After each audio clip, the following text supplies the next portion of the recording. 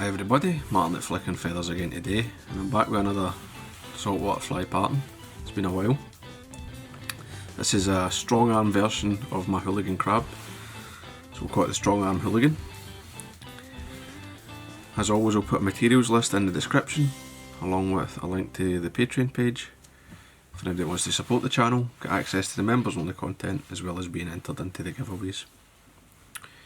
So I've got my hook and my vise. This is a owner fly liner size 4. I'm using this hook because I predominantly designed this crab for triggerfish. I did the Hooligan crab, although it's caught many other species in various locations. It's actually a really good crab. So this is just I'm just tying a strong armed version, and I'm tying on now just a set of extra small lead dumbbells, right? You can use tungsten if you need to get it down faster, but you can't tie this with bead chain because the fly liner's quite a heavy hook and it won't flip. Get them on nice and tight, and then bang some super glue, and I'll be super gluing this body a couple of times.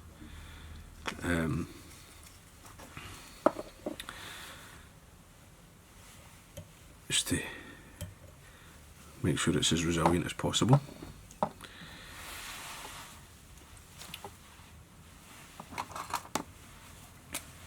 I'll give that a couple of seconds to dry.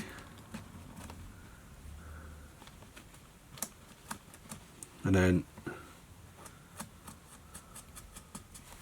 we'll tie in the strong arm, the claw, right? So this is like it looks sort of like a flea-in kind of crab. And I want the claw to be like the length of the hook off the back.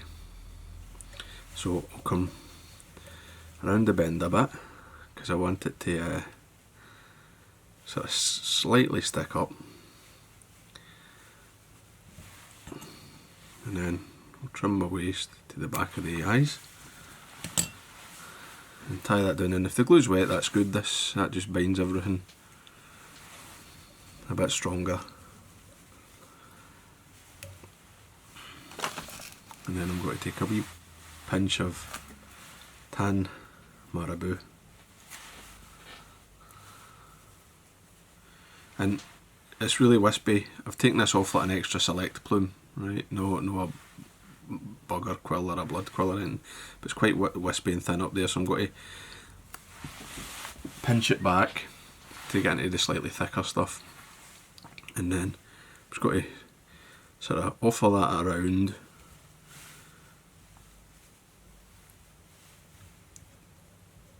so that when I take my thread wraps it surrounds that chenille. Then same again, just come in, trim away the waist,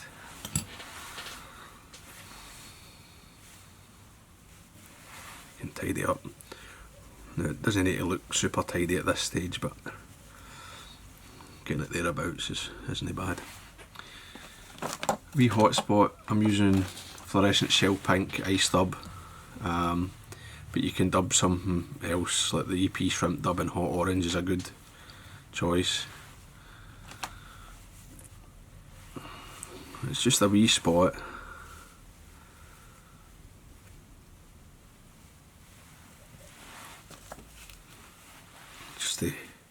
And that's enough.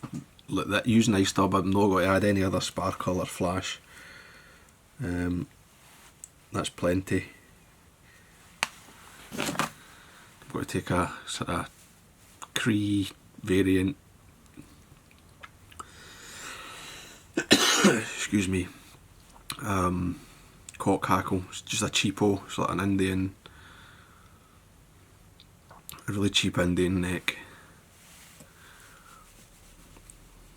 Tie it in by the tip.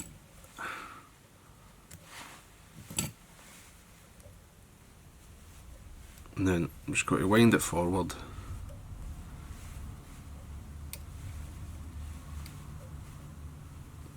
Build in a few turns. Right,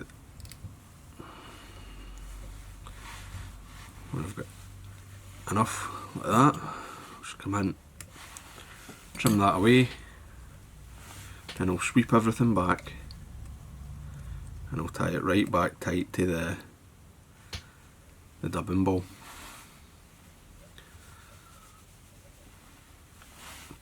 So I've got something like this. And then it's a bit better light.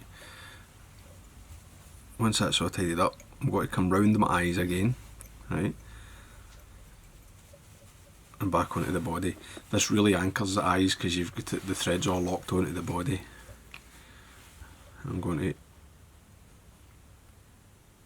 glue it again, right? I mean, if you're fishing for triggerfish, it's a one, like, you're pretty much going to get one fish and the fly will probably be wrecked. But if there's other species, this gluing definitely helps.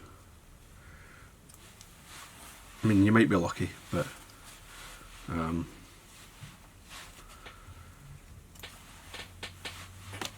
so it means quite often you get like a triggerfish will eat your fly and you'll no hook it and it can be crushed, you know. I mean, it's probably still salvageable and fishable often, but they will be wrecked. Right, now what I'm going to do, make sure I've got glue here as well. And then I'm going to take some sparkle yarn. Right, you can use the EP fibre, but the sparkle yarn I find much easier to tie in, especially in these sort of smaller hooks. I just fold it over the thread and pull it in. 3 wraps, then you can sort of force it and take the thread in the other direction. 3's plenty. You can put it back there, get a wee wrap over it. Now don't worry if you're catching any hackle fibres, which I'm doing here, that's fine, you just trim them. It will only really be that first bunch. And then I'm going to take a slightly darker tan, right? It's the colours I'm using are tan and sand, but it will depend on the maker, I suppose. And I'm just going to do exactly the same thing, right in hard against the previous bunch. 3.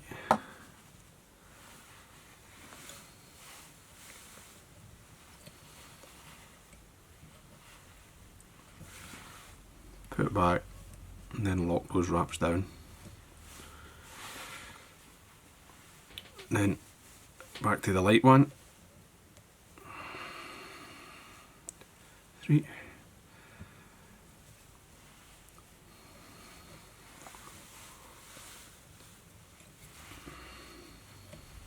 See, until you brush out the yarn, it sort of stays together, so it's much easier to do the figure 8 in between the clumps.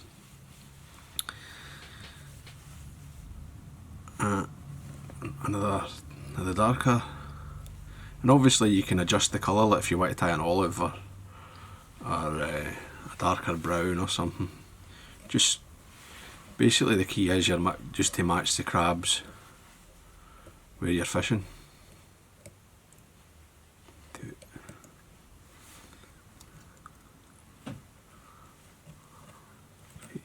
And come in, and I can get one more bunch right over the eye,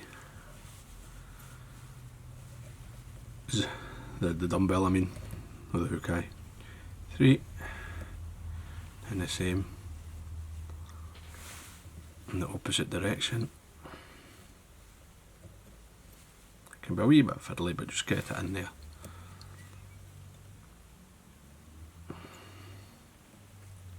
And I'm just going to take a wrap of thread around the base of the eyes just to tighten up at that one, just to make sure that it's locked in.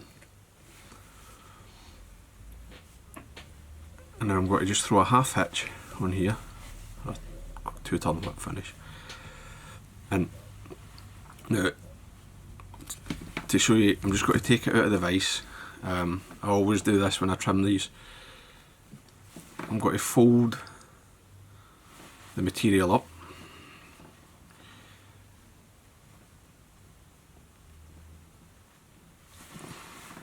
and then using the hook eye as a guide, I'll come up like this and I'll sort of follow the shape of my thumbnail up to the hook.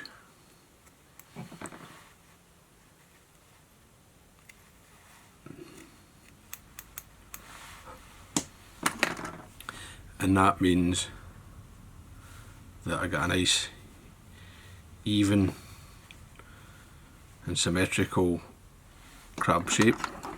If there's any wee bits you need to like tidy up, you can just come in and catch them.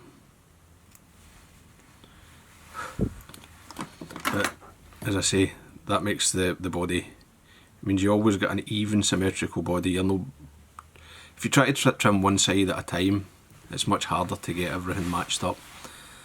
But doing it this way, you start at the eye and come up to the hook, you get a nice shape for the size of the crab, and as I say, even on each side, so the fly won't spin when you're casting it.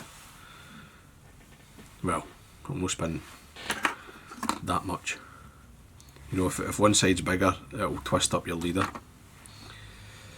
And then I'm going to take 3 strands of Silli leg. This is the EP crustaceous rubber legs, nymph size, and it's barred sand is the colour, but you can use whatever you like. And I've got like 1.5 legs here, right? I've folded the legs in half, and I'm going to offer them in the middle of the bunch on top. I'll just sweep that yarn back a bit. Take a loose wrap of 3, right, just to make sure it's in, and I'll fold it into a sort of a V shape and just tie it down, and then you can whip finish. You can add a weed guard at this stage if you want, but I'm not going to on this one. And then another.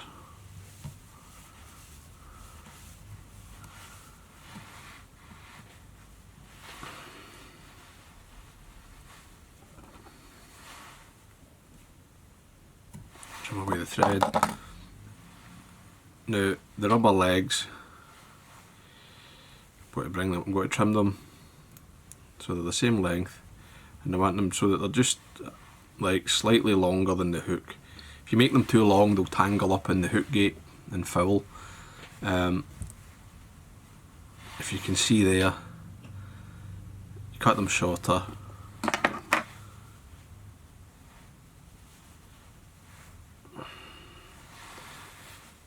They come maybe 3-4 mil beyond the back of the hook, which means they're not really going to tangle up that much, and they also kind of stand up when the fly's been fished, which I think is part of the key to this fly. Those legs are standing up and vibrating.